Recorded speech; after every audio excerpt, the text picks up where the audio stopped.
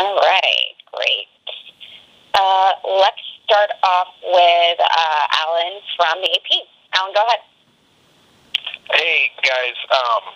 So, given all that you just said, why do you think it's going to be a competitive race?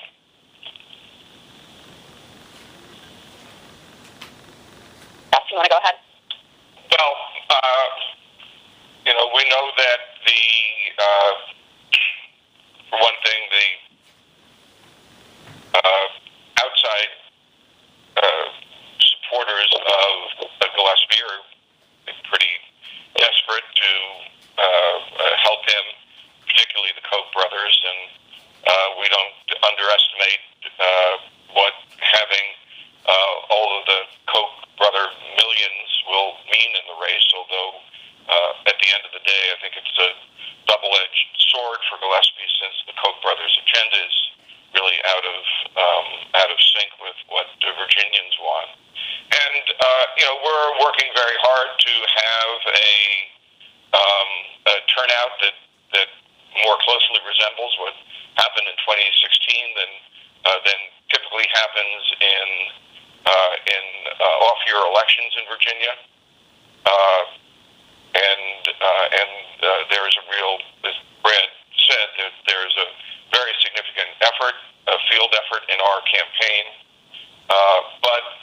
And we see in our polling that there are lots of signs that the level of enthusiasm is much greater on our side than on Gillespie's side.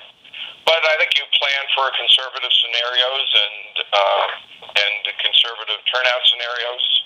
I think it's better to err on the side of caution, and so with a more conservative turnout scenario, I think it will mean a closer race. But even with a more conservative turnout scenario, I think Ralph has the much stronger hand to play for all of the reasons that Brad just articulated.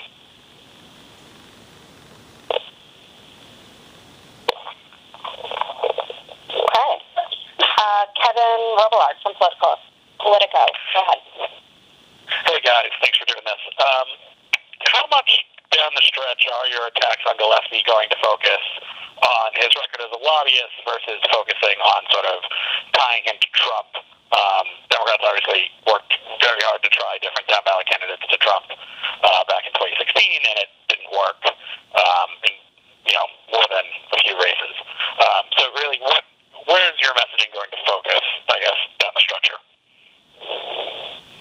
Well, I would I think the reference to 2016 is instructive in this respect, is that Barbara Comstock, for example, in Northern Virginia, really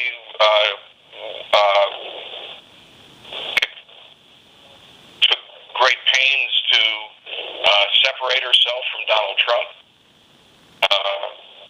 especially after the Access Hollywood video came out. That is not what Ed Gillespie's MO has been. I think every indication is that he completely freaked out by Corey Stewart's showing in the primary, and has been afraid to demonstrate the smallest bit of independence from Donald Trump in this election, not just from Trump personally, also from Trump's policies. And that's a difference that voters notice. The other, obviously, significant difference from 16 is that Donald Trump is now president. As we kind of ramped up into the election in 2016, many people didn't think that would happen. Now it is a reality for voters, and I think voters in Virginia understand that his policies on a variety of issues, including health care and education, would have an adverse impact on Virginia. And so that I think the Trump factor looms much larger. And the reality is we don't, I don't think we have to choose between talking about Gillespie's background as a Washington, D.C. corporate lobbyist and his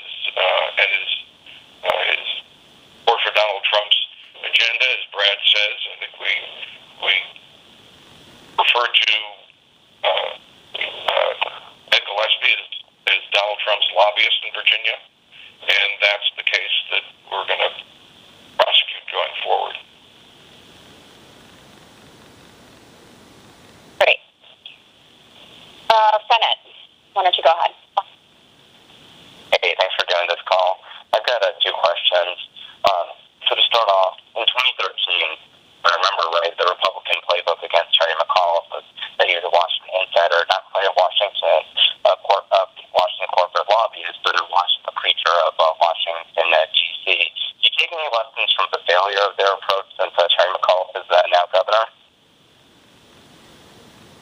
Well, I was Terry McAuliffe's pollster as well, and honestly, I don't, I've thought about it and don't think it's analogous in any which way. First of all, I don't think the case against Terry was compelling in fact or compelling in presentation. I think here this is a much simpler and clearer narrative of Ed Gillespie demonstrably not being on the side of Virginians on issue after issue, so that I honestly don't think the two things are comparable.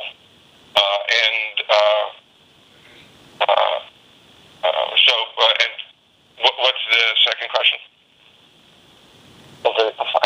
Possibly because of Ed Gillespie, the background in Washington, he's got a lot of experience on TV and is comfortable in front of the camera. So I wanted to hear more about what Ralph Northam was doing to prepare for tonight's debate and what it consisted of. Who stood in, and if he did do a preparation, who stood in for Ed Gillespie? You want me to take that one, Jeff? Sure. I think that one of Ralph Northam's greatest strengths as a candidate is his authenticity. He doesn't come off as a slick flack. He comes off as what he is, genuine, authentic, leader who is dedicated to public service and serving others. And I think that showed in the first debate at the Homestead in July. I think it showed in 5 debates in the primary campaign. And I feel very good about where the matchup that voters are going to see tomorrow. And I think his authenticity, which we've seen consistently shine through to voters, will shine through again. In terms of who played Ed Gillespie in debate prep, there's been a lot of debate prep, as you would expect. And he's also had a lot of practice with 5 primary debates as well. I'll tell you over a beer after the election. Sounds good. All right. Thank you, Brad. Next, we have Tom Sherwood. Tom, go ahead.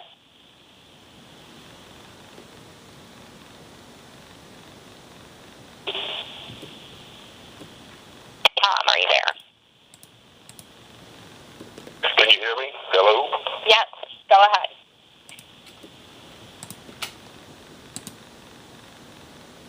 I apologize. Can you still hear me? Yes, you sound great. Okay, Go ahead. I apologize. Okay, I've heard 2 references of Mr. Garin and somebody else said referring to tonight's debate. I'm just sure that's a mistake so everybody knows it's tomorrow night. I would like to ask, Tom Piarello has been pretty quiet working issues, and Corey Stewart, despite his blasting out on his race for the Senate, also has been pretty quiet. What effect are those 2 guys having on the campaigns, and specifically Tom Piarello and your efforts to win more seats in the General Assembly? How will that play in the debate? Brad, why don't you take that? Sure. Tom Piarello has been fantastic in supporting both Ralph Northam as a surrogate and a strong supporter in supporting.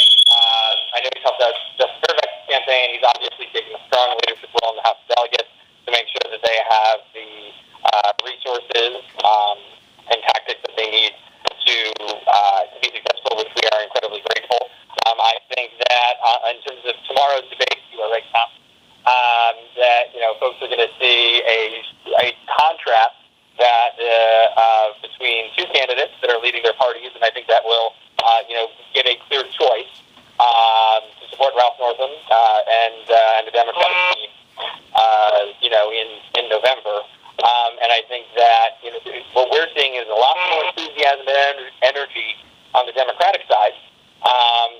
be on the Republican side. And that could have to do with the fact that, Corey Stewart has not been rallying his supporters to Ed Gillespie's side. Meanwhile, Tom Perriello has been a fantastic help to our team. And so I think that, not just tomorrow on the debate stage, in which you'll see, our argument win against the other side, but throughout the totality of the campaign. That we're seeing in our side from the other side, and you might still see some of that, from how it's playing out in terms of moving forward from the respective primaries. Tom, I just want to note really quick that Tom Perriello is doing a DPVA press conference today in Richmond talking about Ed Gillespie's lobbying career. We've been doing a statewide tour, and he is our featured Richmond speaker.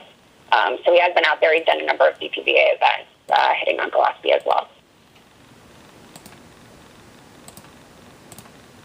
Good, thanks. Okay. Let's kick it over to Patrick Wilson at the Richmond Times-Dispatch. Patrick, go ahead. Good morning, everyone. Can you hear me? Yep. Great. Question on taxes. Gillespie has put out a tax plan that's been picked apart and scrutinized, and his camp has complained that Northam has not put out a detailed tax plan, so they can't scrutinize what Northam would do on taxes because he's said he wants bipartisan tax reform but hasn't put out any details. Is Northam going to put out details on taxes? I'll handle that one, Jeff. We want voters to compare our economic plan versus Ed Gillespie's economic plan. Ed Gillespie's economic plan is cutting taxes for the wealthy at the expense of public education, transportation, health care, and jeopardizing our AAA bond rating. Our economic plan is investing and build in the 21st, investing in workforce development to train Virginia's workforce for 21st century jobs. You've seen it in our G3 program, our commitment to public education, college affordability, investing in growing industries, our rural economic plan. We've talked about phasing out the grocery tax for low-income Virginians as part of this. We've talked about eliminating the B-poll tax for startup businesses in rural Virginia to incentivize investment and new economic activity in rural Virginia. And since April, Rob Northam has called for a bipartisan commission to tackle tax reform. And so it's about our economic vision, which is investing in Virginians and creating economic growth by training our workforce, versus his economic vision, which is nothing more than just a tax cut for the wealthy at the expense of transportation, education, health care, and our AAA bond rating. So, that's what we're presenting to voters. We've got details and specifics on what we just articulated, and we're looking. And I know that Ralph Northam is looking forward to sharing his economic vision with Virginians tomorrow night. Awesome. Thanks so much, Brad. And Patrick, I will send you all the details of our tax plan after we hop off this call. So with that being said, I think we will wrap this up for today. Thank you all for getting on. If you have any questions, you can shoot me an email at Christina@ralphnortham.com.